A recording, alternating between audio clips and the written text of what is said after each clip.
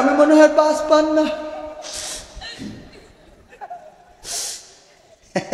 স্বামী কয় না, তোমার বাঁচতেই হবে, আমি যত টাকা লাগে আসি, ডাক্তারের কাছে ফোন ধরাই দাও। ডাক্তার সাহেব, আমার বউ, একমাত্র বউ, 10টা না 5টা না, একটা মাত্র বউ আমার। ডাক্তার, টাকা যা লাগে আমার, ওষুধ যা লাগে আপনার। ডাক্তার বলে যে পাইছি রে, ওর রোগ থাকুক আর না থাকুক মোটামুটি পরীক্ষা করাইয়ে কুপান একটা টেনে দেয়, এরম আছে না নাই? আগের সময় প্রেম করিলে রেজাউল স্যার বলতো পাইছ কি, এখন বলে শখ করিয়া বাবু তুমি খাইছ কি? ও আল্লাহ, বুড়ো ধাড়ি হয়ে গেছে, ওর আবার বলে বাবু তুমি খেয়েছো না? বাবু খায় নাই, ও এখন ফিডার খাবে রে।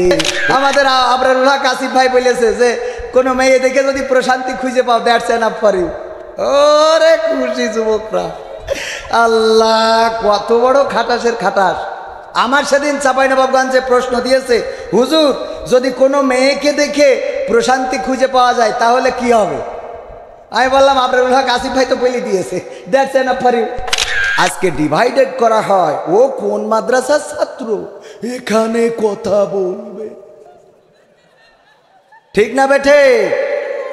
কোথা থেকে পড়ে এসেছে, ওকে দিয়ে খেলা হবে না। কেন হবে না? রূপের বড়াই করিস না রে, রূপ চিরদিন থাকে না। রূপের বড়াই কইর না ভাই, রূপ চিরদিন থাকে না। নিজের মুখটা দেখা একদিন হইবে রে তোর যন্ত্রণা। নিজের মুখটা দেখা একদিন হইবে রে তোর যন্ত্রণা। চেহারার বড়াই কইর না ভাই, রূপ চিরদিন থাকে না। রূপের বড়াই কইর না বোন, রূপ চিরদিন থাকে না। নিজের মুখটা দেখা একদিন হইবে রে তোর যন্ত্রণা। নিজের মুখটা দেখা একদিন হইবে রে তোর যন্ত্রণা। সময় হইল বড় শিক্ষক, সব দিবে শিখাইয়া। সুখের জীবন থাকবে না রে, দেখবে না কেউ চাইয়া। সময় হইল বড় শিক্ষক, সব দিবে শিখাইয়া। সুখের জীবন থাকবে না রে, দেখবে না কেউ চাইয়া। মরার আগে মরবি রে তুই, জ্বালা সইতে পারবি না। মরার আগে মরবি রে তুই, জ্বালা সইতে পারবি না। নিজের মুখটা দেখা একদিন হইবে রে তোর যন্ত্রণা। নিজের রূপটা দেখা একদিন হইবে রে তোর যন্ত্রণা। কিসের এত বড়াই তোমার মাটির দেহ লইয়া? ময়রা দেখো পোকামাকড় শেষ করবে সব খাইয়া। কিসের এত বড়াই তোমার মাটির দেহ লইয়া? ময়রা দেখো পোকামাকড় শেষ করবে সব খাইয়া। এই দুনিয়া ছাড়তে হবে, অহংকার আর কইর না। এই দুনিয়া ছাড়তে হবে, অহংকার আর কইর না। নিজের মুখটা দেখা একদিন হইবে রে তোর যন্ত্রণা। নিজের রূপটা দেখা একদিন হইবে রে তোর যন্ত্রণা। ক্ষমতার বড়াই কইর না ভাই, চেয়ার চিরদিন থাকে না। ক্ষমতার বড়াই কইর না ভাই, পাওয়ার চিরদিন থাকে না। নিজের মুখটা দেখা একদিন হইবে রে তোর যন্ত্রণা। নিজের মুখটা দেখা একদিন হইবে রে তোর যন্ত্রণা। বোঝেননি তো? এই জন্যে মাহফিলে আসবেন সোয়াবের নিয়তে। আল্লাহ রাব্বুল আলামিন এখানে যতক্ষণ বসে থাকবেন আমলনামায় সোয়াব দিবেন, আবার আপনার আমলনামা থেকে সগীরা গুনাহগুলো ক্ষমা হতে থাকবে। বলেন সুবহানাল্লাহ। শুধু তাই নয়, এই মাহফিলে যারা আসবেন বলবেন, এটা নাজাতের ওসিলা হয়ে যেতে পারে। মুসিবতে এই মাহফিলটা আপনার কাজে লাগতে পারে। সারাটা জীবন কি করেছেন কি করেন নাই, আজকের এই রাত্রের মাহফিলটা আল্লাহ রাব্বুল আলামিনের কাছে যদি কবুল হয়ে যায়, এই মাহফিলের ওসিলায় জীবনের বড় বড় মুসিবত আল্লাহ পার করে দিতে পারে না প্রমাণ নিবেন। বনি ইসরাইলের 3 জন যুবক রাস্তায় চলছিল, হঠাৎ ঝড় বৃষ্টি শুরু হয়ে গেল। একটা কূপের মধ্যে, গুহার মধ্যে আশ্রয় নিল। সেই গুহার মধ্যে আশ্রয় নেওয়ার পরে আল্লাহ রাসূল সাল্লাল্লাহু আলাইহি ওয়াসাল্লাম সাহাবীদেরকে ঘটনাটা শুনিয়েছেন, বনি ইসরাইলের জামানার ঘটনা। আল্লাহর নবী বলছেন, 3 জন যুবক যখন ওই গুহার মধ্যে আশ্রয় নিল, উপর থেকে একটা পাথর গড়াতে গড়াতে এসে গুহার মুখে বেঁধে গেল, গুহার মুখটা আটকে দিল। তারপরে যখন ঝড় বৃষ্টি থেমে গেল অথবা সকাল হয়ে গেল, ওই যুবকেরা ওই পাথরটা সরানোর চেষ্টা করলো, কিন্তু পাথরটা সরে না। 3 জনে একসাথে ধাক্কা দিল, জোরে বলো হেইয়ো, আরো জোরে হেইয়ো, তালে তালে হেইয়ো। কোন হেইয়ই যখন কাজ হলো না, 3 জন দুশ্চিন্তায় পড়ে গেল, এখন কি করা যেতে পারে। 3 জনের মধ্যে একজন ব্যক্তি পরামর্শ দিল, একটু চিন্তা করে দেখো আমাদের জীবনের সবচেয়ে ভালো কাজ কোনটা। যেই ভালো কাজটা আছে ওই ভালো কাজটা স্মরণ করে আল্লাহর কাছে আমরা পেশ করি যে, ওগো আল্লাহ, আমাদের জীবনে এই ভালো কাজটা আছে, এই ভালো কাজটার ওসিলায় তুমি আমাদের এই মুসিবত থেকে হেফাজত করো, আমাদের এই গুহার মুখের পাথরটা সরিয়ে দাও। প্রথম ব্যক্তি বলল, ঠিক আছে তাহলে তাই করা যায়।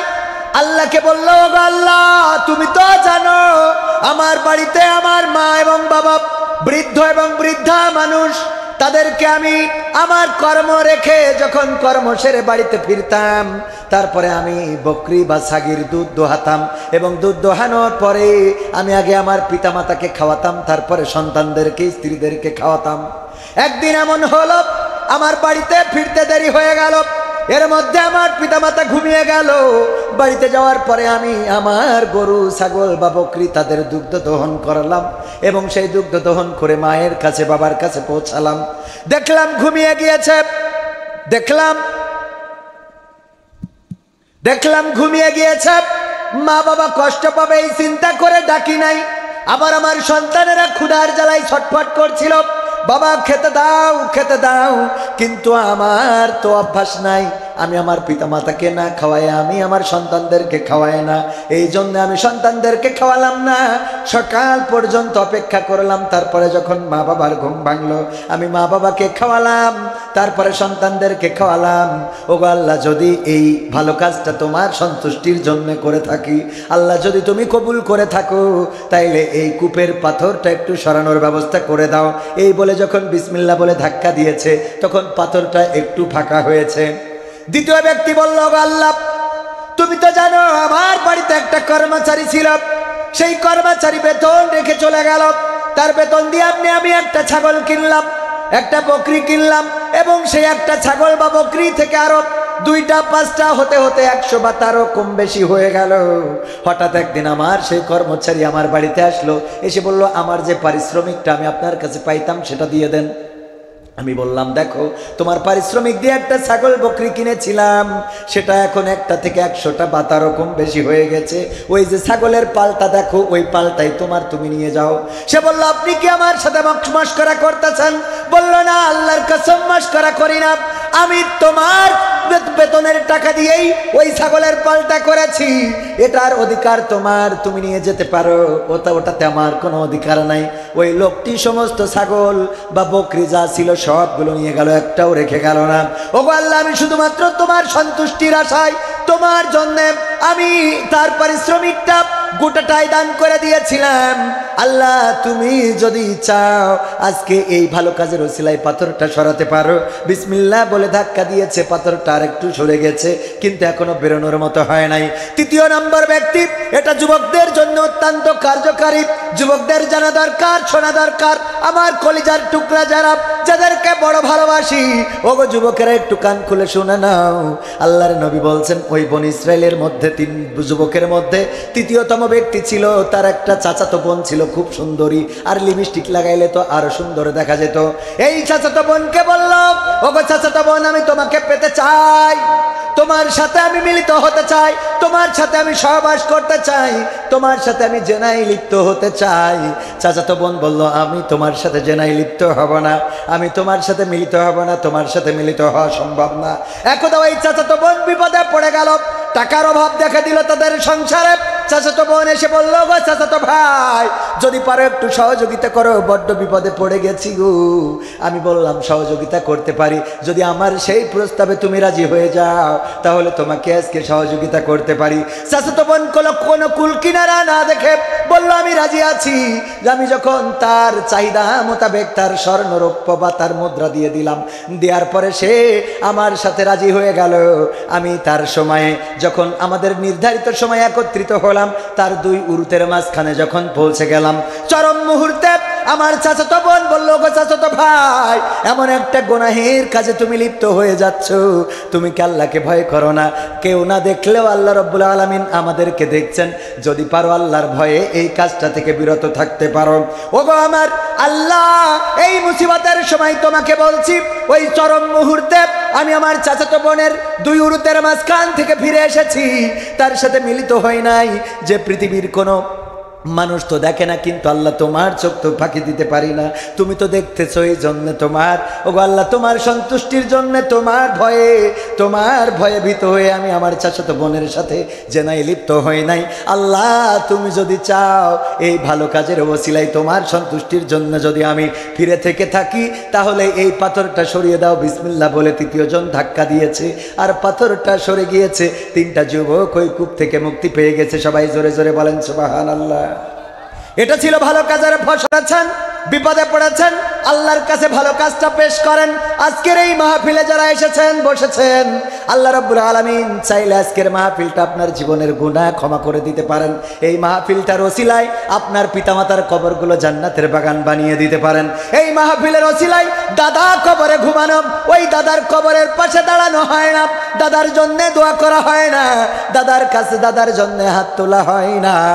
এই মাহফিলে আল্লাহর কাছে যদি হাত তুলে ফরিয়াদ করেন, এই মাহফিলের ওসিলায় দাদার কবরটা আল্লাহ রাব্বুল আলামিন জান্নাতের বাগান বানাতে পারে না?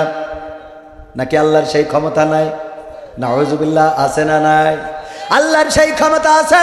বদরের প্রান্তরে যেমন শক্তিশালী ছিলেন আমাদের মহান রব আল্লাহ রাব্বুল আলামিন, এখনো সেই রব আছেন। ওগো আমার ভাইরা, এই জন্যে আমাদের সমস্ত কাজকর্ম কার জন্য হতে হবে? কার জন্যে? জীবন আমার তোমারই জন্য, মরণ আমার তোমারই জন্য, জীবন আমার তোমারই জন্য, মরণ আমার তোমারই জন্য, ভালোবাসা সে তো তোমারই জন্য, বিরহ জ্বালা সে তো তোমারই জন্য, তোমারই শরণে তোমারই ভালোবাসায় বিলীন হয়ে হতে চাই ধন্য, জীবন আমার তোমারই জন্য, মরণ আমার তোমারই জন্য। কার জন্যে?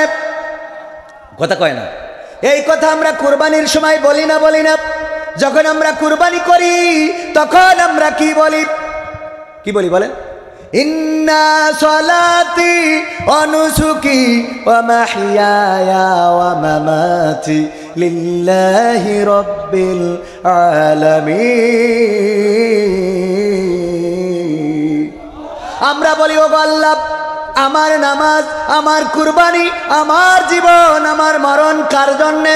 বিশ্বের প্রতিপালক আল্লাহর জন্যে।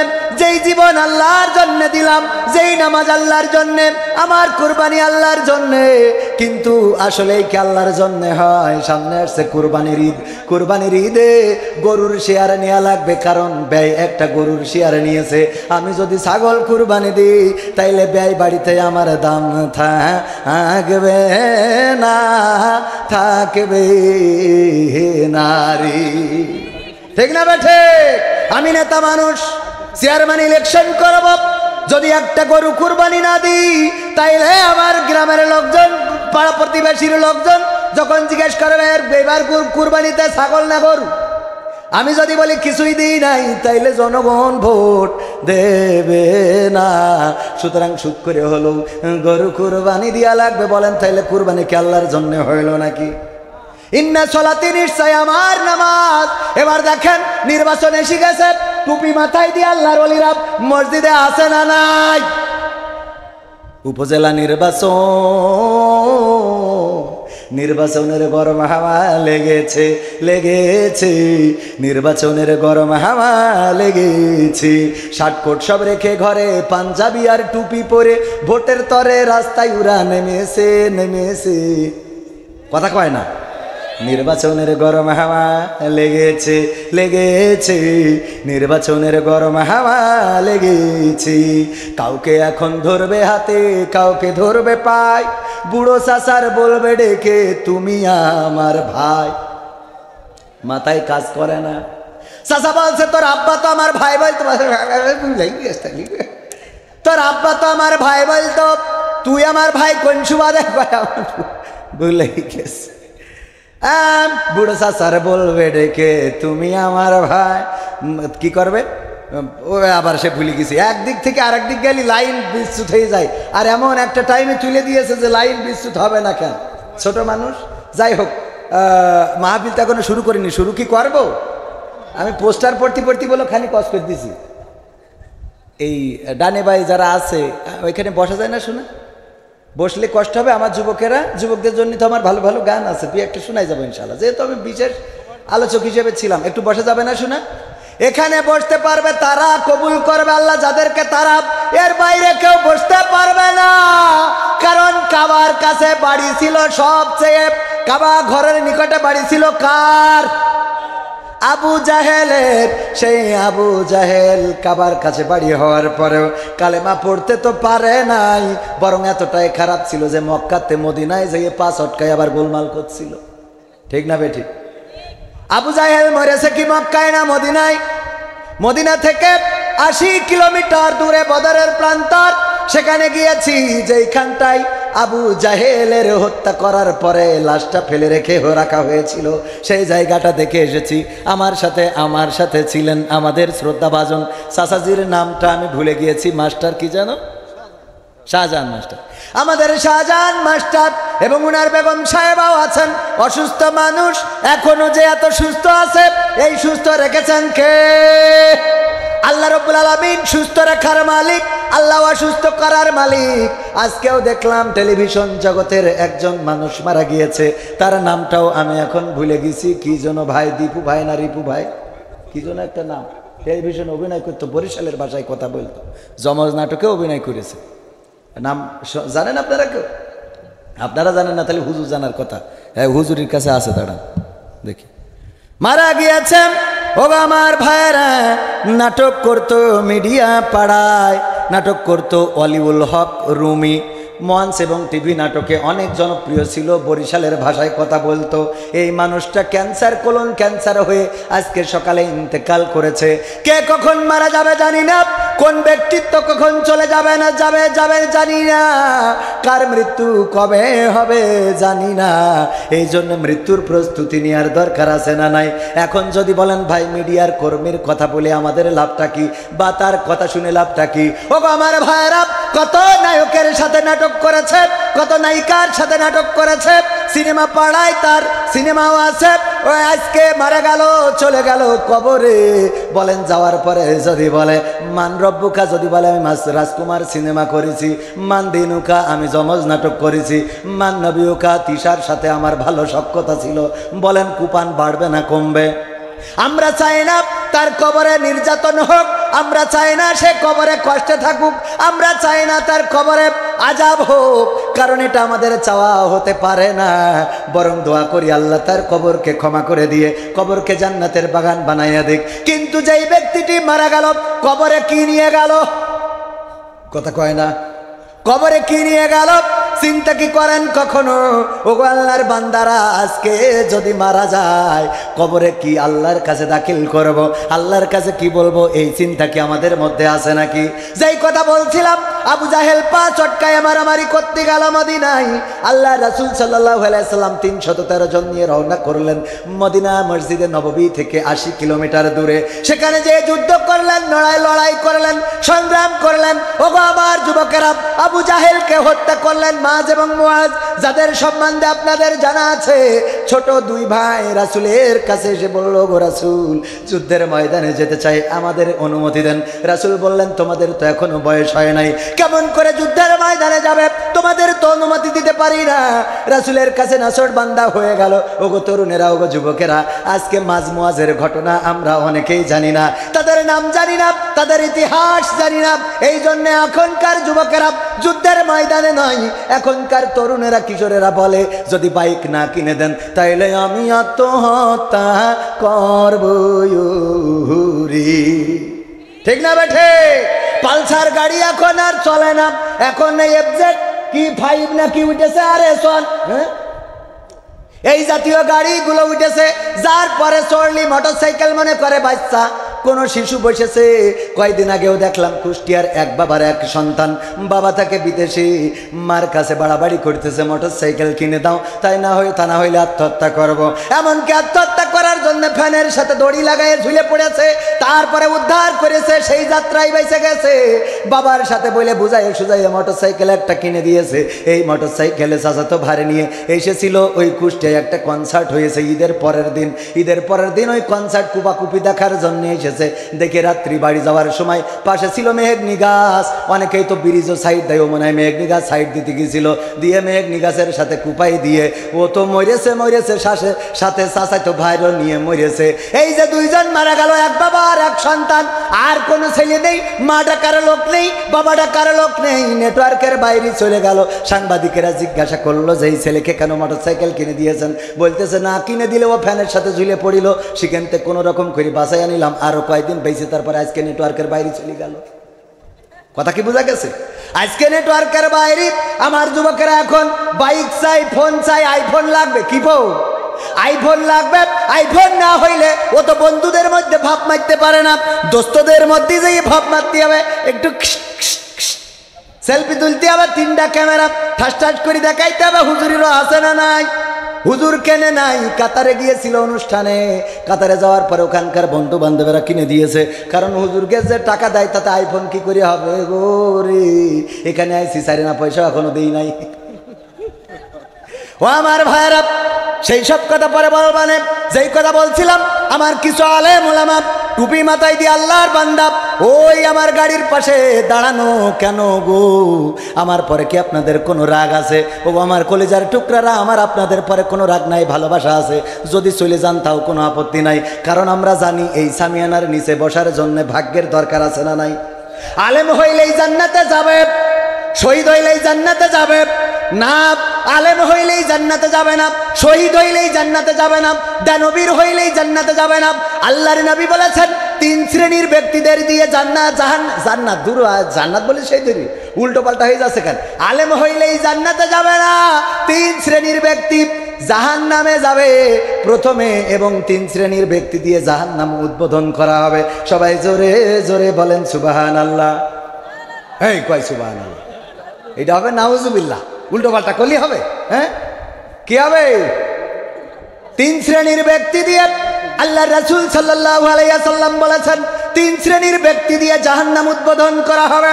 তার মধ্যে 1 শ্রেণী হলো আলেম। কি আলেম? ওই আলেম, সে ইলম অর্জন করেছিল, পৃথিবীর মানুষ যেন তাকে মাওলানা বলে, পৃথিবীর মানুষ যেন তাকে মুহাদ্দিস বলে, পৃথিবীর মানুষ যেন তাকে মুফতি বলে, পৃথিবীর মানুষ যেন তাকে ডক্টর বলে, পৃথিবীর মানুষ যেন তাকে প্রিন্সিপাল বলে, সুপারিনটেন্ডেন্ট বলে। এই জন্যে ইলম অর্জন করেছিল। আল্লাহ রাব্বুল আলামিন বলবেন তোমার ইলম অর্জন হয়েছিল। আমার মাঝে মাঝে অনেকেই বলে কবির বিন সামাদ আপনি ওয়াজ করি বেড়ান, আপনি কি মাওলানা নাকি? আমি কই কেন ওয়াজ করার জন্য মাওলানা হতে হবে? এটা কোন হাদিসে আছে? কথা কয় না। আমি যদি আপনাদের মতো নাম ফুটাইনোর জন্য ডিগ্রি নিতাম, তাইলে বুঝে শুনে আগে মদিনা ইউনিভার্সিটিতে যেতাম, তারপরে আজহারে যেতাম, যাইয়ে মদিনা যাইয়ে পড়তাম, মক্কায় যাইয়ে পড়তাম, আজহারে যাইয়ে পড়তাম, তারপরে উগান্ডায় যাইয়ে পড়তাম, লিখতাম কবির বিন সামাদ মাক্কি আল মাদানি আল আজহারি আল উগান্ডি। হ্যাঁ, কারণ এগুলো লেখার দরকার আছে না নাই? যার টাইটেলের দরকার তার লিখার দরকার। আর যার টাইটেল হযরত আবু বকর রাদিয়াল্লাহু তাআলা আনহু কোন টাইটেল আছে, ওমর রাদিয়াল্লাহু তাআলা আনহু কোন টাইটেল আছে, বেলাল রাদিয়াল্লাহু তাআলা আনহু কোন টাইটেল আছে? না, নাই। কিছু আলেমেরা আছে ওই মসজিদের মেম্বারটা ধরি থাকবে, ইমামতি চলে যাওয়ার ভয়ে ধরে রাখে যে উনি হাফেজ না হইলে ওর পিছনে নামাজ হবে না, উনি মাওলানা না হইলে নামাজ হবে না। আসলে নামাজ পড়ানোর জন্য মাওলানাও লাগবে না, হাফেজও লাগবে না, মুফতিও লাগবে না, মুহাদ্দিসও লাগবে না। যে ভালো জানে সেই সামনে যাবে, নামাজ পড়াবে, তার পিছনে নামাজ হবে। বলেন সুবহানাল্লাহ। ঠিক না বেঠে? এইগুলো বললে এটা একটা ডিভাইডেড করে রেখেছে। কি করে রেখেছে? ডিভাইডেড। যে ওই জায়গায় যদি আমাদের চলে যায়, পাওয়ার চলে যায়, তাইলে তো আমরা কি করে খাবো? রিজিকের মালিক কে? আল্লাহ রিজিক দিবেন। আপনার ইমামতিতে যদি আপনি ভয় পান, কিছু আলেম ওলামা আছে চিন্তা করে ইমামতি চলে গেলে খাবো কি করে, তার মানে ওরা আল্লাহকে রিজিক দাতা মানে না, ওরা মানে মসজিদ কমিটি আমার রিজিক দেয়। আর যারা মনে করে মসজিদ কমিটি রিজিক দেয় রে, ওই ইমামের পিছনে নামাজ হবে নারী। কারণ সে শিরক করতেছে। ঠিক বলছি তো?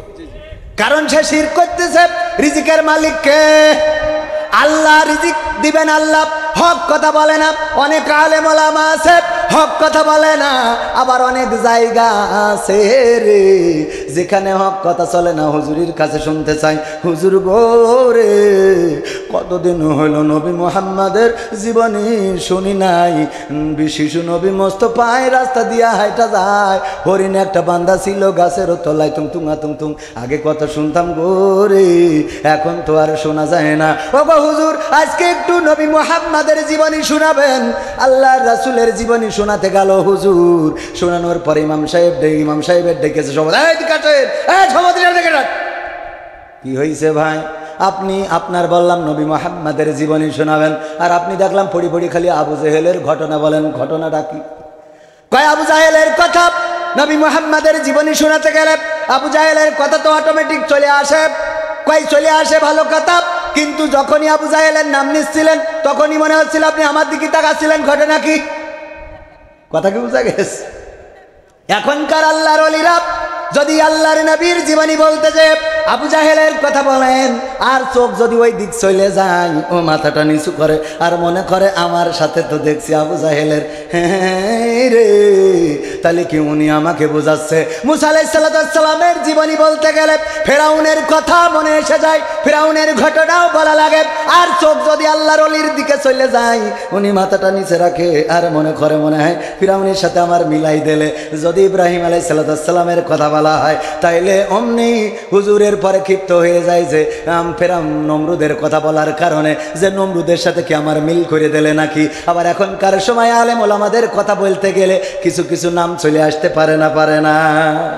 কথা কয় না, পারে না।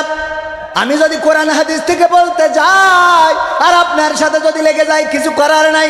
যেই লোকগুলোর ওখানে দাঁড়ানো ছিল বললাম আসতে, উল্টো চলে গেল। কেন চলে গেল? কারণ আমি আপনাদের বুঝাই দিই, এই যে আমার রেজাউল ভাই শ্রদ্ধাভাজন উস্তাদজি স্যার বলে ডাকি, আমার স্যার ওনার বাড়িতে ওনার বিবি মুরগি পুষেছে, মুরগিতে 10টা ডিম দিয়েছে, 5টা ডিম ওনার আত্মীয় স্বজন মানে ব্যয় বা শ্বশুর শাশুড়ি এসেছিল, 5টা ডিম খাওয়াই দিয়েছে, তাহলে বাকি আছে কয়টা? 5টাই। 5টা ডিম মুরগি যখন তাওয়া লাগা হয়েছে, বলতেছে খালি শুধু মাহফিল করি বেড়াও আর জামাত ইসলাম করি বেড়াও, তোমার দিয়ে কিছু হবে না। মুরগি যে তাওয়া লাগা হয়েছে, এই তুমি যদি পারো তাইলে আর 5টা ডিম অন্তত খুঁজে আনো। 5টা ডিম বসাইলে তো আমাদের লস হয়ে যাবে। 5টাতে যদি 3টে না ফোটে তাইলে 2টা বাচ্চা নিয়ে ঘুরে বেড়াবে। তাড়াতাড়ি করে উনি গ্রামে খুঁজেছে কার কি আছে না আছে, মুরগির ডিম আছে নাকি হাঁসের ডিম আছে, যে যা পারো দাও। একজনের কাছ থেকে 5টা হাঁসের ডিম পেয়েছে, মুরগির পেটের তলে বসাই দিয়েছে। 1 মাস পরে বাচ্চা ফুটবে না। 1 মাস পরে বাচ্চা উঠেছে।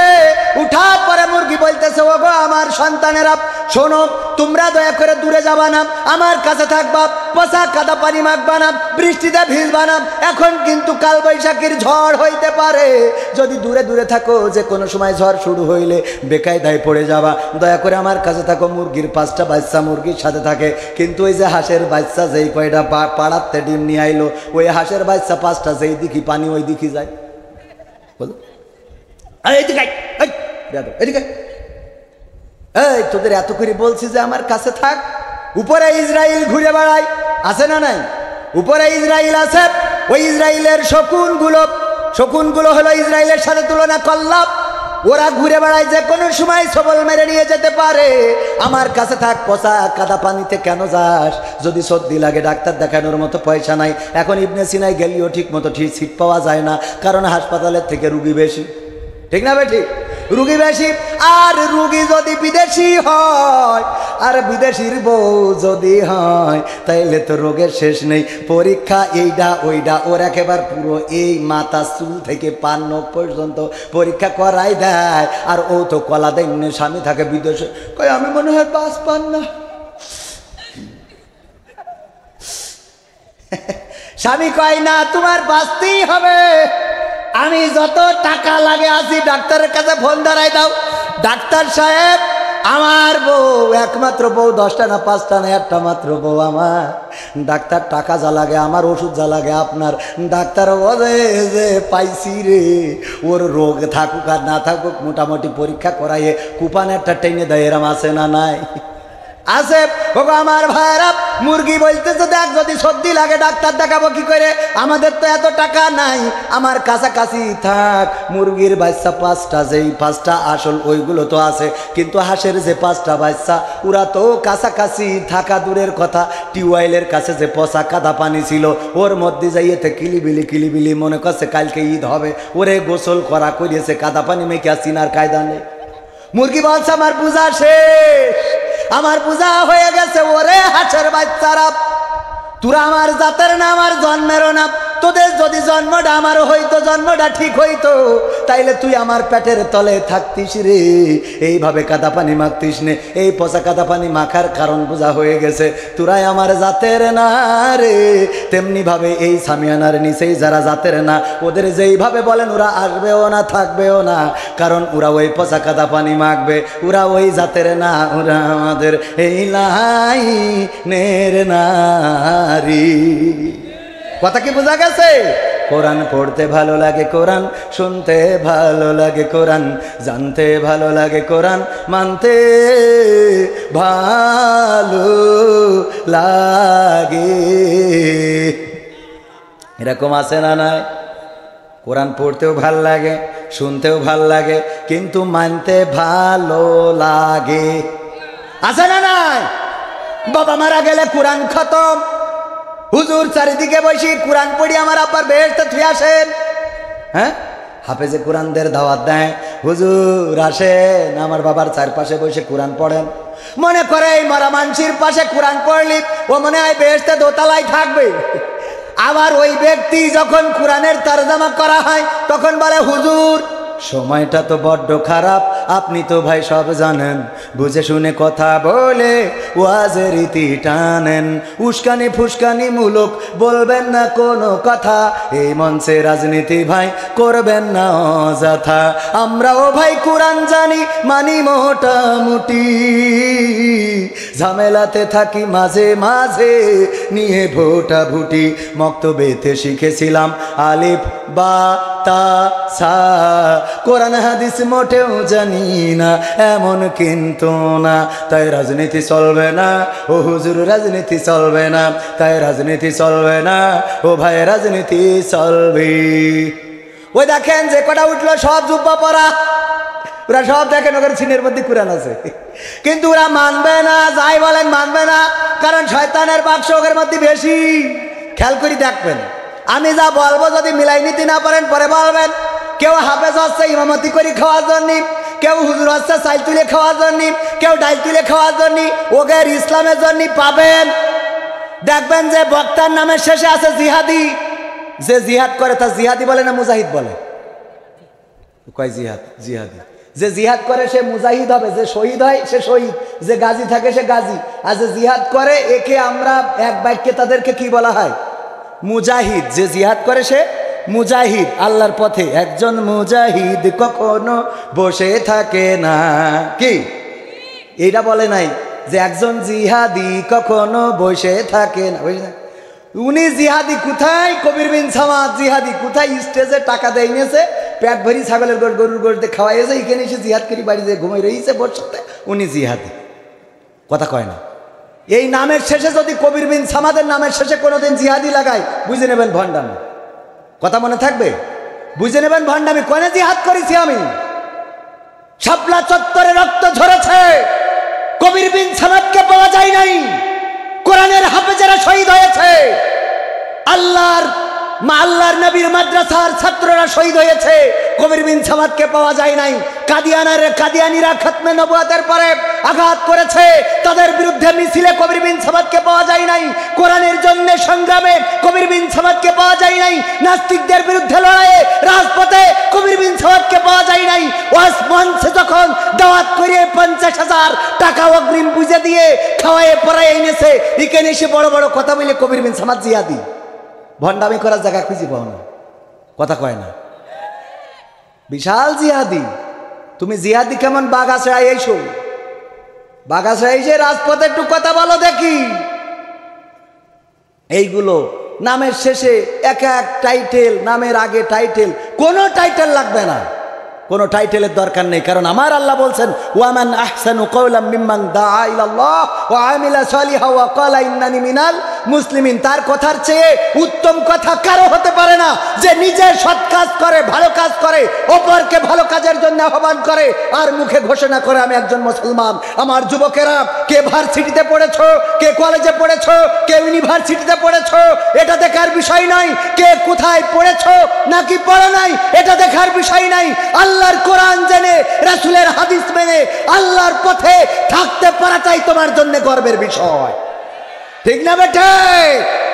আজকে ডিভাইডেড করা হয়, ও কোন মাদ্রাসার ছাত্র, এখানে কথা বলবে, ঠিক না বেটে? কোথা থেকে পড়ে এসেছে, ওকে দিয়ে খেলা হবে না। কেন হবে না? আল্লাহ রাব্বুল আলামিন দায়িত্ব দিয়েছেন। আল্লাহর নবী সাল্লাল্লাহু আলাইহি সাল্লাম বললেন, বাল্লিগু আন্নি ওয়ালাউ আয়া। যদি তোমরা প্রচার করো, একটা জানলেই আপনি প্রচার করতে পারবেন, এইটাই আপনার জন্য সার্টিফিকেট। মাওলানা হইতে হবে, টাইটেল পাস দিতে হবে, ডক্টরেট করে আসতে হবে, আজহারে পড়তে হবে, মাদানিতে পড়তে হবে, মাক্কি পড়তে হবে, কি আপনার ওই হাফেজে কোরআন শেষ করতে হবে, এইটা না। আপনার ডিগ্রি হলো, রাসূল বলছে বাল্লিগু আন্নি ওয়ালাউ আয়া। মনে থাকবে যুবকেরা? তাহলে কালকে থেকে সৎ কাজ করা যাবে তো? কথা কয় না যাবে? কারা কারা রাজি হাত উঁচু করেন। নারায়ে তাকবীর, নারায়ে তাকবীর। আল কোরআনের আলো, আল হাদিসের আলো, আমার নেতা তোমার নেতা, নারায়ে তাকবীর। আওয়ামী লীগের নেতা মসজিদে দাঁড়ায় কোরআন হাদিসের পক্ষে কথা বলতে হবে। অনেক আওয়ামী লীগের নেতা বলে কি, ভাই আমরা তো অত কোরআন বুঝি না, আপনারাই বলেন। কেন আপনার কোরআন বুঝতে হবে? আপনি বুঝবেন না কেন? কোরআন কি আমার আব্বার কিতাব?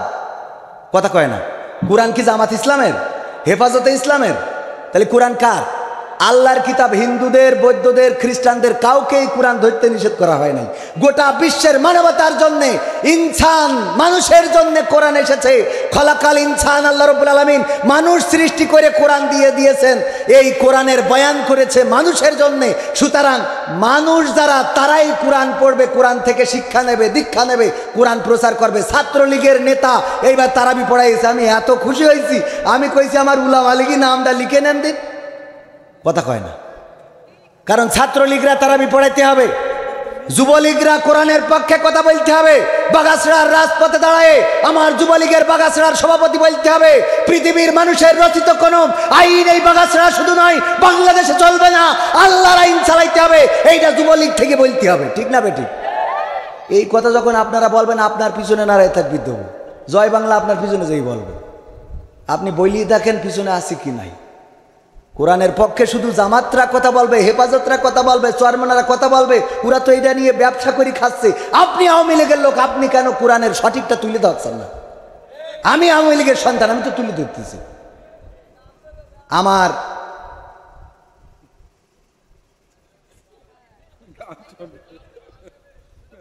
এই গান শুনবি আমার যুবকেরা, তোরা আমার লাস্টে উঠেছিস কেন? লাস্টে ওঠে কিডা? বক্তা না, ওয়াজ করে না? তোমরা করবা 2 নম্বরই, আবার আমার সাথে গান। আমি তো 12টার মধ্যে শেষ করার কথা, আর 5 মিনিট আছে। গান তো আমার ভাল লাগে না মাঝে মাঝে। এখন আমি মাহফিল শুরু করেছি, আপনার বল শুরু করেছি, তাহলে শুরুটা করি অন্তত। হ্যাঁ, তারপরে খেলা হবে। আজকের মাহফিলের প্রধান অতিথি হিসাবে থাকার কথা ছিল, এসেছেন? কই? বিদায় নিয়েছেন। দায়িত্ব আছে, অনেক কাজ বেশি।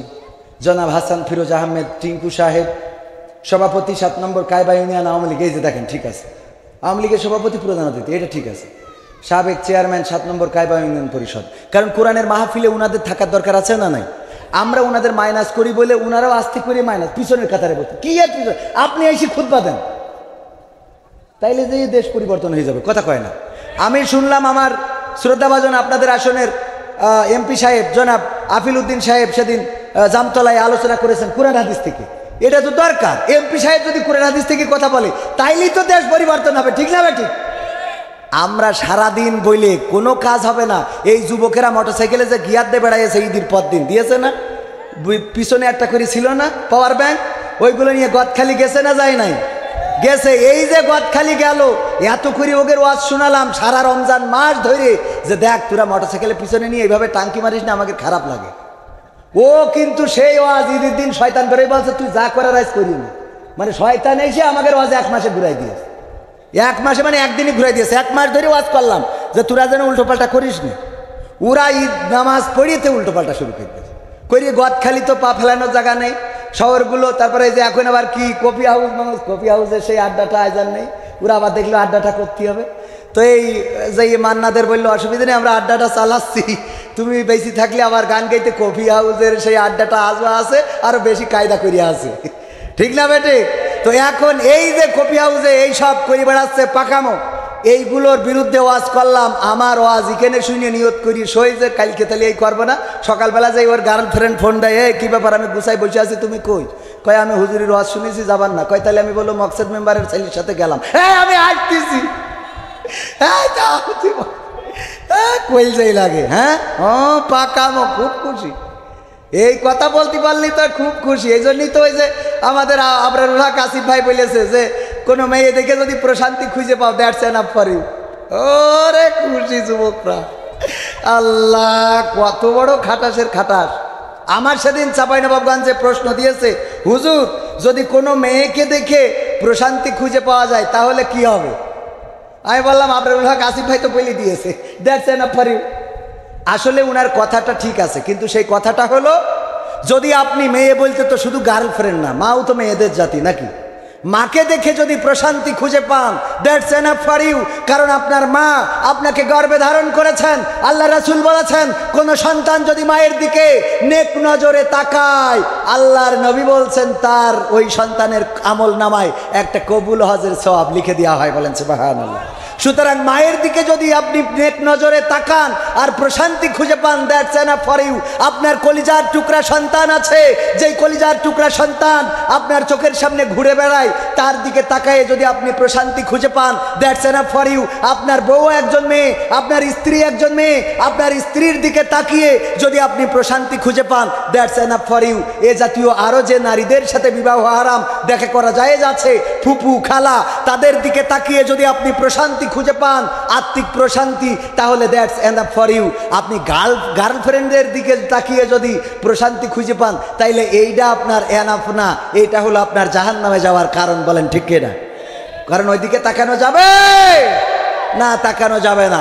আবার কিছু অলিয়া উলিয়া বলতেছে যে আপনারা চাইলে গার্লফ্রেন্ড থেকে উপহার নিতে পারবেন, কারণ নিয়েছেন রাসূল সাল্লাল্লাহু আলাইহি সাল্লাম। বলেন নাউজুবিল্লাহ। এটা কি মানার মতো কথা? রাসূলের নামে মিথ্যাচার ভাইরাল হওয়ার জন্য নানানজন নানান পথ অ্যাপ্লাই করতেছে। এক হাফেজ সাহেব, মাওলানা সাহেব দেখলাম টিকটক করে চুলমুল কালার করে এখন তার নিয়ে পড়ে আছে। সবাই চোখে পড়েছেন আপনাদের? তার নিয়ে পড়ে আছে যে হাফেজ আগে ওয়াজ করে বেড়াতো, এখন কেন চুলমুল কালার করে সে এই টিকটক করতেছে? কারণ ভাইরালের নেশায় যুবকেরা ছুটে চলেছে। বলেন ঠিক না বেঠিক? যখন দেখেছে ওয়াজ করে পরিচিত হইতে পারি নাই, এখন তাইলে একটু টিকটক করে দেখি পরিচিত হওয়া যায় কিনা। কয়দিন পরে আবার বলবে টিকটক ছেড়ে দিলাম, পরিচিত হয়ে হুজুর আলেমে দিন হয়ে যাবে। এইবার উনার দাওয়াত ঠেকায় কিনা? ঠিক না বে ঠিক?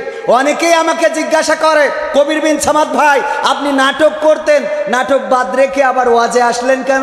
আমি কই নাটক তো বাদ দিই নাই, নাটকও করি ওয়াজও করি। অনেকেই জানে না যে আমি নাটক থেকে ওয়াজে আসছি। আসলে এটা মূল কথা না, আমি ওয়াইজিন থেকে নাটকে গিয়েছিলাম। আমার বাবা ছিল বক্তা, জানেন আপনারা? আমার শ্রদ্ধাভাজন উস্তাদ স্যার এখানে আছেন, রেজাউল সাহেব মাওলানা, উনি আমার আব্বাকে চিনতেন। সাংগঠনিক এবং বক্তা মাওলানা মুহাদ্দিস আবু সাইদের সাথে সাংগঠনিকভাবে 1 মাসেরও বেশি সময় ধরে মাহফিল করতে হয়েছে। সাংগঠনিক দায়িত্ব পালন করে বিভিন্ন জায়গায় কোরআনের মাহফিল, তাফসির মাহফিল, সিরাতুন নবী মাহফিল। আমার আব্বা ছিলেন বক্তা, আব্বা থাকতেও আমি ওয়াজ করেছি, আব্বা ইন্তেকালের পরেও আমি ওয়াজ করেছি।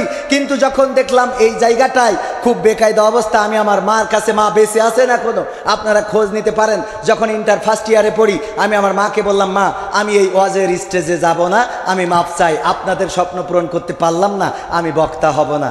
এরপরে যে ওয়াজের ময়দানটা ছেড়ে দিয়েছিলাম, যে কারণেই ছাড়ি সেটা কোনো না কোনো কারণ ছিল। যাই হোক, কারণটা এরকম যে যেটা বললে আমাদের গায়ে থুতু পড়বে।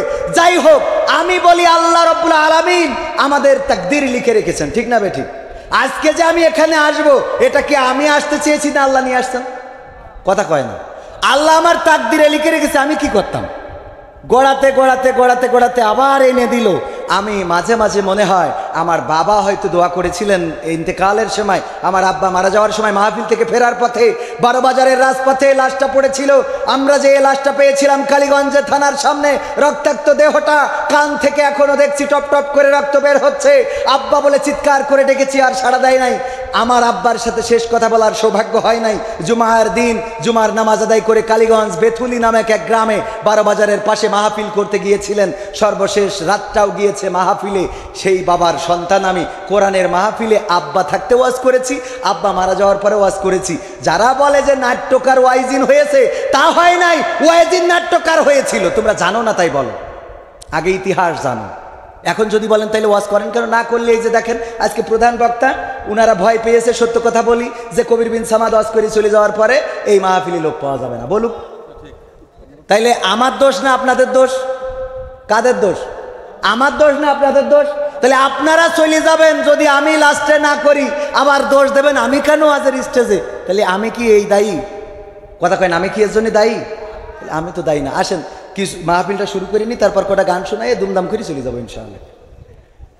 আজকের মাহফিলের আলোচক ছিলেন প্রধান বক্তা মুফাসসিরে কোরআন হযরত মাওলানা আব্দুল গফফার খুলনা। অত্যন্ত চমৎকার হৃদয়ের এবং চমৎকার একজন আলোচক। বিশেষ বক্তা ছিলেন হাফেজ মোহাম্মদ শরীফুল ইসলাম সাহেব, হাফেজ আখতারুজ্জামান সাহেব আলোচনা করেছেন। আরো বিশেষ অতিথি জনাব মোহাম্মদ আখতারুজ্জামান। আমার ডানে বামে আরো শ্রদ্ধাভাজন ব্যক্তিবর্গ আছেন, আমার সামনে অনেকেই আছেন যাদের জুতা যদি সোজা করে দিতে পারতাম নিজেকে ধন্য মনে করতাম। আমার আশেপাশে দাঁড়ানো যুবকেরা, মাইকের আওয়াজ যারা শুনছেন, আনুষ্ঠানিকভাবে সালাম জানাচ্ছি, আসসালামু আলাইকুম রাহমাতুল্লাহ। আমরা আল্লাহর শুকরিয়া আদায় করছি যে এই মহান রব সকল ব্যস্ততাকে উপেক্ষা করে আজকে এই মাহফিলে আসার বসার তৌফিক দান করেছেন। কোরআন পড়তে ভালো লাগে, কোরআন শুনতে ভালো লাগে, কোরআন জানতে ভালো লাগে, কোরআন মানতে ভালো লাগে না। নামাজেতে পড়লে কোরআন মনটা শীতল হয়, কারির তেলাওয়াত শুনিলে প্রাণ জুড়িয়ে যায়, ঠিক না বেঠে? নামাজেতে পড়লে কোরআন মনটা শীতল হয়, কারির তেলাওয়াত শুনিলে প্রাণ জুড়িয়ে যায়। সেই কোরআনের ব্যাখ্যা দিলে কলিজাতে আগুন জ্বলে। কথা কয় না ভাই? কষ্ট হচ্ছে? একটু আওয়াজ দেওয়া যাবে না? সেই কোরআনের ব্যাখ্যা দিলে কলিজাতে আগুন জ্বলে, বিরোধিতাও চলে কেন তা জানি না। কোরআন পড়তে ভালো লাগে, কোরআন শুনতে ভালো লাগে, কোরআন জানতে ভালো লাগে, কোরআন মানতে ভালো লাগে। কোরআন পড়ে অনেক লোকে শুরু করে দিন, তারা আবার চাই না দেশে কোরআনের আইন। আছে না নাই? কোরআন পড়ে কত লোকে শুরু করে দিন, তারা আবার চাই না দেশে কোরআনের আইন। এটা যে কেমন নীতি, তাই তো এ দুর্গতি করেছে মোদের ক্ষতি কেন তা বুঝি না। কোরআন পড়তে ভালো লাগে, কোরআন শুনতে ভালো লাগে, কোরআন জানতে ভালো লাগে, কোরআন মানতে ভালো লাগে। কোরআন বুকে চুমু খাওয়ার লোকের নাই অভাব, সেই কোরআনের বিরোধিতা আবু জাহেলের স্বভাব। ঠিক না বেঠে? কোরআন বুকে চুমু খাওয়ার লোকের নাই অভাব, সেই কোরআনের বিরোধিতা আবু লাহাবের স্বভাব। মানবা সুবিধা মতো তাই এই বুকে ক্ষত, দেখলে এমন কিছু সইতে পারি না। কোরআন পড়তে ভালো লাগে, কোরআন শুনতে ভালো লাগে, কোরআন জানতে ভালো লাগে, কোরআন মানতে ভালো লাগে। এমন মানুষ আছে না নাই? শুধু ভালো লাগে না তা না, আবার কোরআনের কথা বলতে গেলে বাধা দেওয়ার মতো আল্লাহর ওলি আছে না নাই? কোরআনের আইন কায়েম করার জন্য যদি রাজপথে কেউ থাকে, তার নামে মামলা, তারপরে হামলা, তার বিরুদ্ধে ষড়যন্ত্র, তাকে নির্যাতন, নিষ্পেষণ, কারারুদ্ধ, এমনকি ফাঁসির কাস্টে ঝুলানোর নাজির আছে না নাই?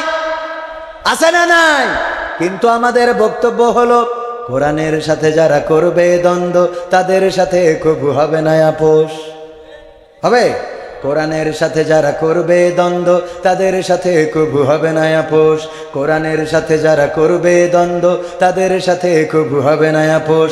জেল জুলুম হলেও হবে, জেল জুলুম হলেও হবে, বিবেকের কাছে তবু রব নির্দোষ। আমার রবের কাছে রব নির্দোষ, মহান প্রভুর কাছে রব নির্দোষ। কোরআনের সাথে যারা করবে দ্বন্দ্ব, তাদের সাথে কবু হবে না। কোরআনের কথা যারা বলে যায় আজ, তাদের দমাতে কত ফন্দি, কাউকে ধরে নিয়ে দিয়েছে ফাঁসি, কাউকে রেখেছে আজ বন্দি। ঠিক না বেঠে? একটু জোরে বলেন ঠিক না বেঠে? হাত উঁচু করে বলেন ঠিক না বেঠে?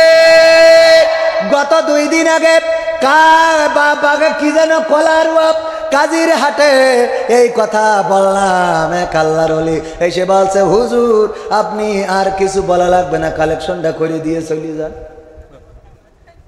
কথা কি মিথ্যে বললাম? হাত উঁচু করে বলেন মিথ্যে না সত্য? হাত উঁচু করে বলেন, বলেন, সাক্ষী দেন হাত উঁচু করে। যাদের সত্য মনে হয় না, এইবার যারা সত্য মনে হয় না তারা হাত উঁচু করেন যে না হুজুর মিথ্যে বলেছেন।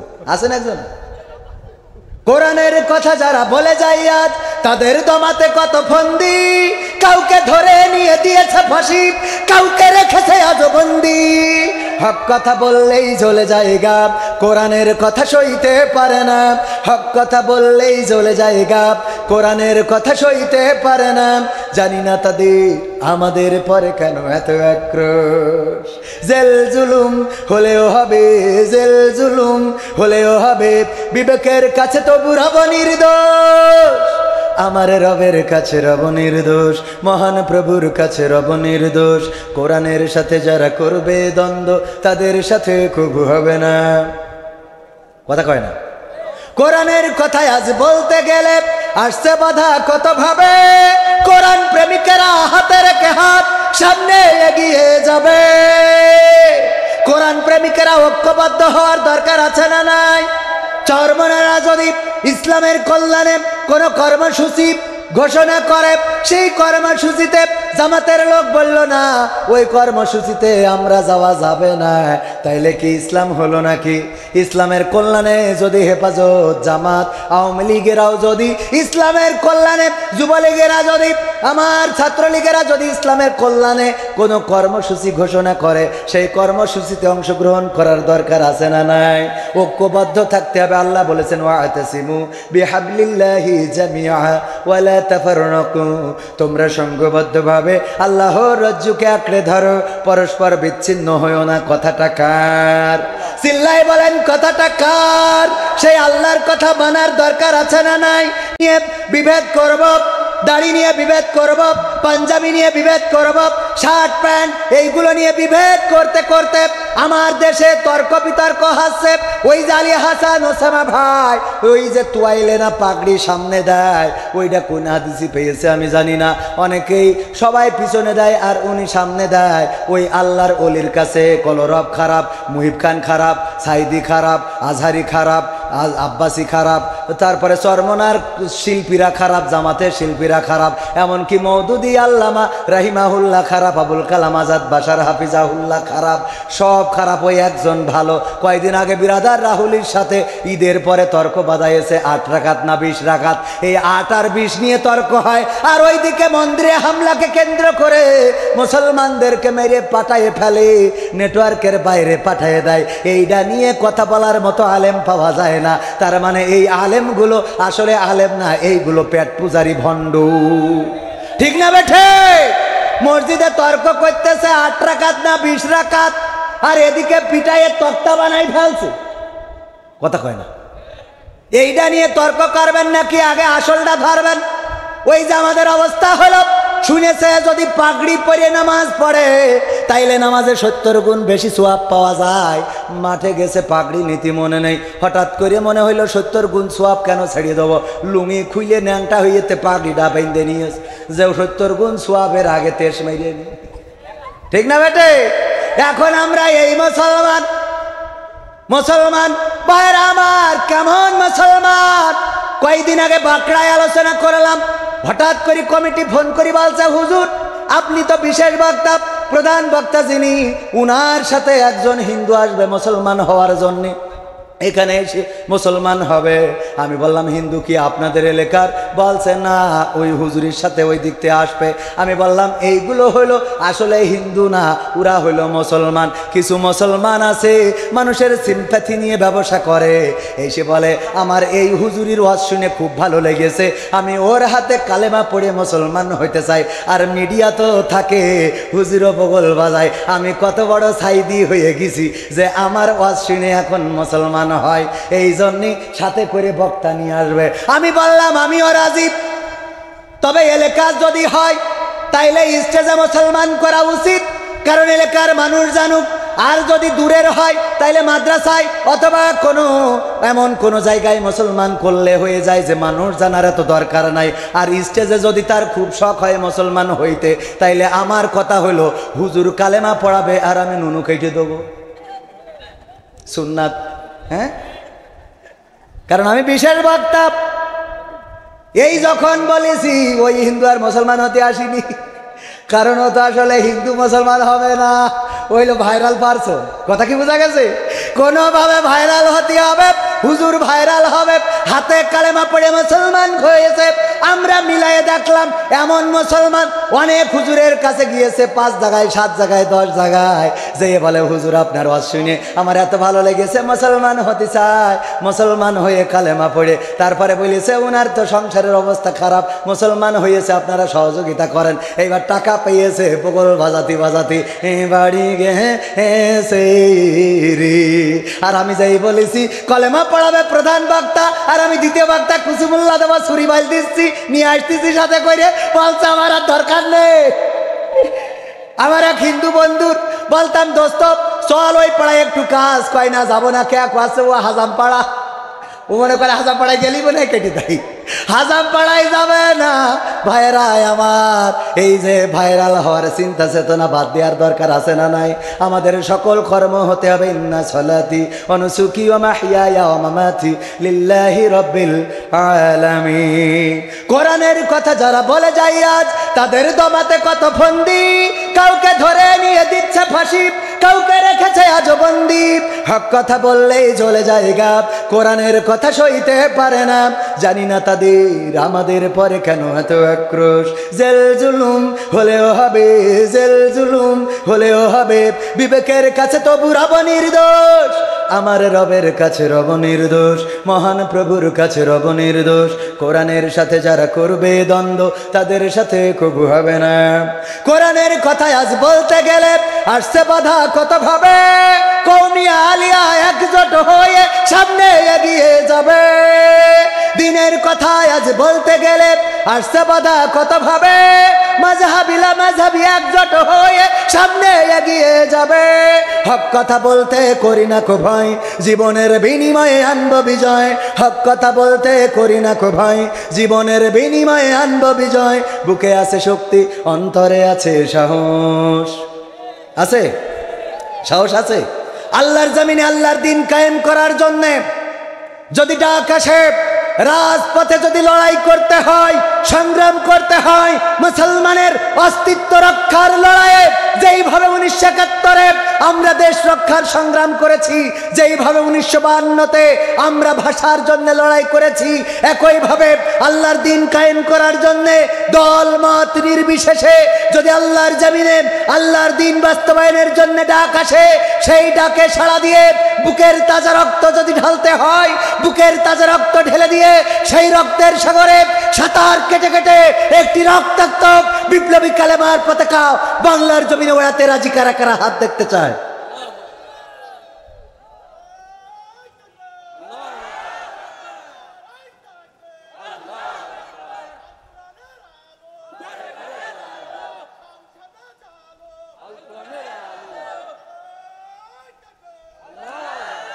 ছেলেরা বই নিয়ে আর বসে না, ও বাবা গুগলে সার্চ করিয়া পড়ে। ওরে কালের মেয়েরা কোরআন হাদিস ধরে না, আমার বাগাছের মা বোনেরা কোরআন এখন পড়ে না।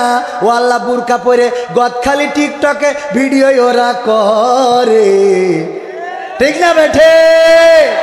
ওই যে ভ্যানালা ভাই ও হাত উঁচু করে বলছে এবার ঠিক আছে, কারণ ও জ্বালায় আছে না নাই। ও ভ্যান চালায় লিপস্টিক কিনে দিয়া লাগে, ভ্যান চালাক যা করুক, উনার ফোনটা গাডার দিয়ে আটকানো, কারণ নাটটা খুলে গেছে, খিলটা ভেঙে গেছে, গাডার মেরে থুয়েছে, কিন্তু বোর হাতে খুব স্টাইলের ফোন আছে না নাই। ভ্যান চালায়ে বোর স্ক্রিন টাচি মওলা ফোন না কিনে দিলে হাই নারী, ঠিক না বেঠে? আজকালকের ছেলেরা বই নিয়ে আর বসে না, ও বাবা গুগলে সার্চ করিয়া পড়ে। ওরে কালের মেয়েরা কোরআন হাদিস ধরে না, আমার এখনকার মা বোনেরা কোরআন হাদিস পড়ে না। ও আল্লাহ নেচে নেচে টিকটকে ভিডিও ওরা করে। আজকালকের ছেলেরা বই নিয়ে আর বসে না, গুগলে সার্চ করিয়া পড়ে। আগের সময় প্রেম করিলে রেজাউল স্যার বলতো পাইছ কি, এখন বলে শখ করিয়া বাবু তুমি খাইছ কি। ও আল্লাহ বুড়ো ধাড়ি হয়ে গেছে, ওর আবার বলে বাবু তুমি খেয়েছো না, বাবু খাই নাই, ও এখন ফিডার খাবে রে। ওর মুখে ফিডার ধরার দরকার আছে না নাই? কারণ ও যেহেতু বাবু, আরে বাবু আমার, এই বাবু নিয়ে বেকায়দায় আসে না নাই?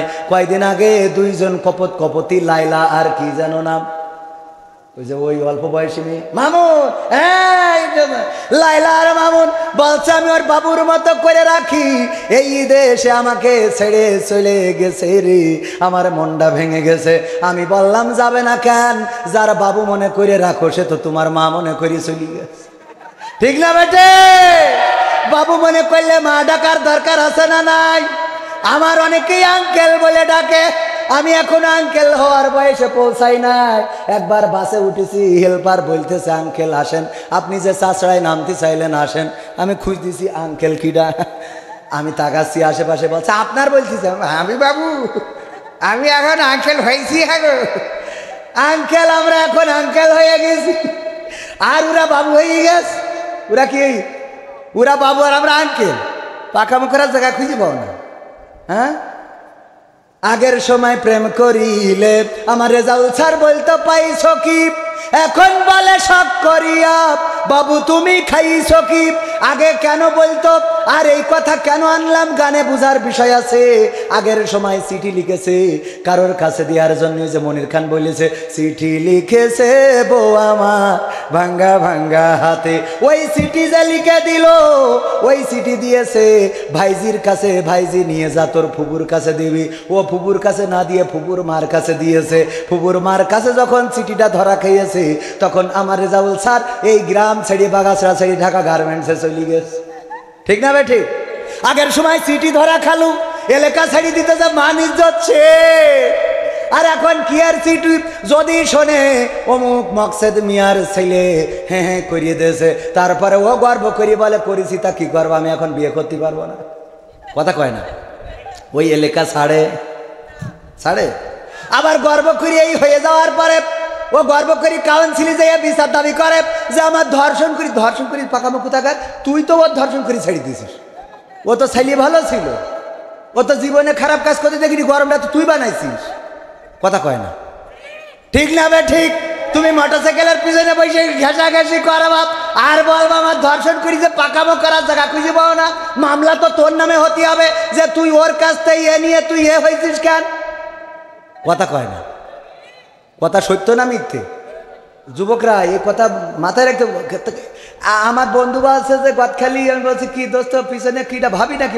পাগল, এখন বিয়ে করার বয়সে তো আমি কিটা বলছে গান ফেলেন, বলছে যে এই মুখটা খুলে একটু ভাই দেখাও দিন, ভাই হুজুর মানুষ দেখি চয়েস করে কিনা। বলছে তুমি জানো না আমি খাস পর্দা করালো। ও রে খাল আরেকজনের হাতে হ্যাঁ হ্যাঁ করতে করতে গদখালি যাই উনি খাস পর্দা করতে। এ দুঃখ কনে থবো, এই জন্য মাঝে মাঝে মনে হয় তুরা থাক আমি চলি না। আজকাল আগের সময় প্রেম করিলে রেজাউল স্যার বলতো পাইছো কি, এখন বলে শখ করি। এ দেখেন শুধু মনে করি না যে পুরুষ উঠে যায়, ওই দেখেন মহিলারাও চলে যাচ্ছে রাগ করি। ওয়াজা এবার তো জায়গা পর্যন্ত চলে এসেছে, ওয়াজা বাগের গাড়ের উপরে রে। মহিলারা যাবে না কেন? অভিনেতা ওগের মতো একটাও নেই, প্রেম করেছে ছেলের সাথে, প্রেম করার পরে মা সব জানে। যখন বাড়িতে আনে মা মই ম্যাগি রান্না করি খাওয়াই, ডিম সেদ্ধ করি খাওয়াই, আব্বা আব্বা ডাকে, এই আব্বার সাথে পাঠাই দিলে, দেওয়ার পরে আবার কাঁদতেছে। বলো পাঠাই দিয়েছে ওই যে ওর সাথে দিয়ে আবার কান্না করতে, ও আল্লাহ আমারে কি হলো রে, আমার মেয়ে আজকে কি করলো গো, ও আল্লাহ আল্লাহ পাঠাইলো আবার ও কান্দ। এবার যে রেজাউল স্যার বাড়ি আসে, মানে ওনার মেয়ের ধরেন পাঠাইছে ম্যাডাম, পাঠানোর পরে স্যার যখন বাড়ি আসে, কি জন্মদা তুই চাও, কি জন্মদা তুই চাও, বুকি চুন গালি দিয়ে চলে গেছে, তুমি কি চাও, তোমার ঘর আমি করবো না। পাঠাই দিয়ে তো রাগ দেখাচ্ছে স্যারের সাথে। কথা কয় না, সত্য না মিথ্যে? অভিনেতা সব সোজা করে দেবো, মনে কথা হুজুর জানে না। হ্যাঁ হুজুর কি মঙ্গল গ্রহতেই এসে, হুজুর এগুলো দেখে না? মেয়ে গদখালি যাচ্ছে, কক্সবাজারে যাচ্ছে, তুমি জানো না? না পাকামো পাইছাও তুমি। আজকে শুক্রবার, কোচিং বন্ধ, তোমার মেয়ে গেছে বুরকাপুরি কোচিং করতে, বই নিয়ে যায়নি, তুমি জানো না? পাকামো পাইছাও তুমি। তুমি পরে বলো আমি কিছুই জানি না, আল্লাহ কি হইয়ে, আল্লাহ কি হইয়ে পাকামো। আগের সময় প্রেম করিলে অনেকেই বলতো পাইছো কি, এখন বলে সব করিয়া বাবু তুমি খাইছো কি। লজ্জা শরম নাই, আইলাম কোন জামানাই, লজ্জা শরম নাই, আইলাম কোন জামানাই, ভবিষ্যৎ দেখি অন্ধকারে। আজকালকের ছেলেরা বই নিয়ে আর বসে না, ও বাবা গুগলে সার্চ করিয়া পড়ে। নতুন করে হয়েছে চালু এ আবার কন্টেন্ট, পরিচয় করাই দেখি এই আমার গার্লফ্রেন্ড, আছে না নাই? নতুন করে হয়েছে চালু এ আবার কন্টেন্ট, পরিচয় করাই দেখি এই আমার বয়ফ্রেন্ড। শরমের মাথা খাইয়া গেছে ওরা পাগল হইয়া, শরমের মাথা খাইয়া গেছে সব পাগল হইয়া, ভবিষ্যৎ দেখি অন্ধকারে। আজকালকের ছেলেরা বই নিয়ে আর বসে না, ও বাবা গুগলে সার্চ করিয়া পড়ে। ঠিক না বেঠি?